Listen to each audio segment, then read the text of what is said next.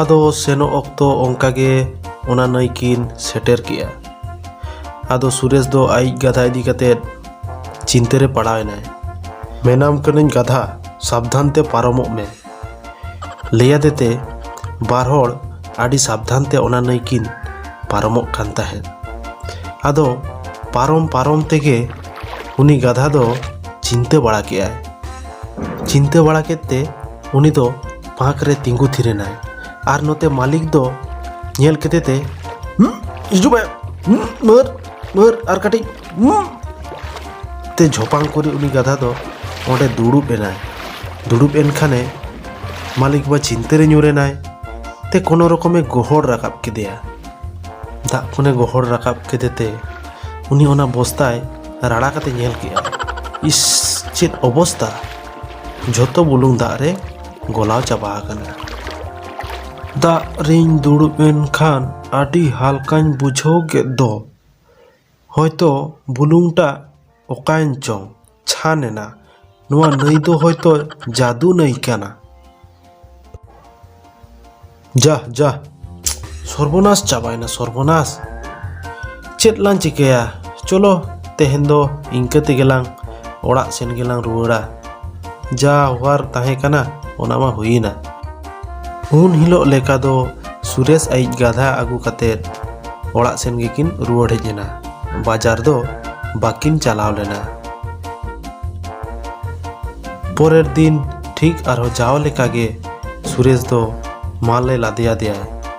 कम ᱧᱚᱜ लादेया देते आरो ओंकागे उनकिन ओना नई रेकिन पारमोग काना। ठीक पारम ऑक्तो तेहेन दो बेस ठीके लेया देयाय साबधान तेला पारमोगा तेहेन दो बाजार सेटर तेगे हुयुग तलांगा। किंतु नई पारम समय उनी गाधा दो आरो ओंडे माड़ांग लेकागे झोपांग करी दुड़ुब एनाय। पुन मोड़े दिन जखन उनी गाधाय ओंका केआ मिद दिन रुवाड़ हेज एन तेकिन अच्छा बहक करे दो बुद्धि को दो मेना तमा से बांगा आम दिन गिन लादेयाम कना ओंडे चेदाम दुड़ुबा एकदम आलम दुड़ुबा तेहेन दो पारमो हुयुग गया।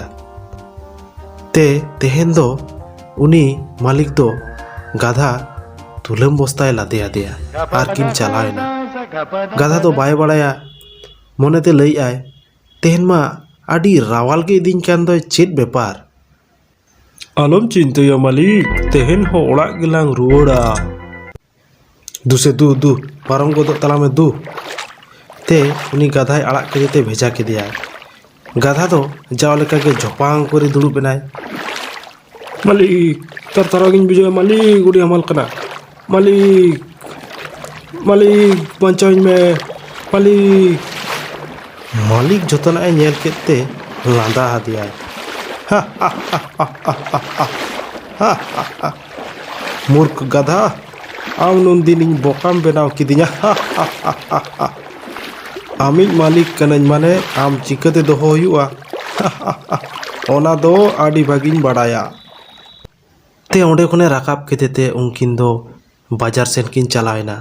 ओना हामाल बस्ता गो कातेद गे गोटा बाजारे रगड़ाव आचुर केदेया। नोआ भूल दो आदो बाñ कामिया। गाधा आजा भूले बुझाव नाम केते इना परेते उनी दो मालिका कथा लेकातेगे दिनम गे बाजार सेन किन चालाआ आर किन बेबसाया।